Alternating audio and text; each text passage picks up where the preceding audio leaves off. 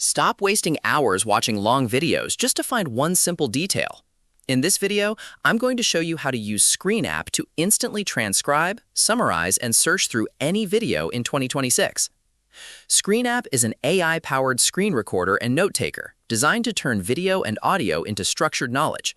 Whether you are capturing a live stream, a tutorial, or a team meeting, ScreenApp acts as your second brain. You simply record your screen or upload your file, and the AI immediately goes to work. You can search for exact words spoken, ask the AI questions to get instant answers, and even clean up messy transcripts in seconds. Let's talk about what makes this tool stand out.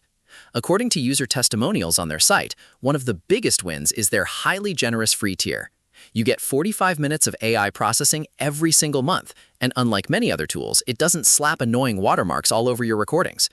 Users also love that it's completely web-based, meaning you don't have to install bulky software to get started, though they do offer desktop and mobile apps if you prefer them. You can even export your summaries and screenshots into clean, professional PDF documents, or translate your recordings in real time. Now, for an honest look at the downsides.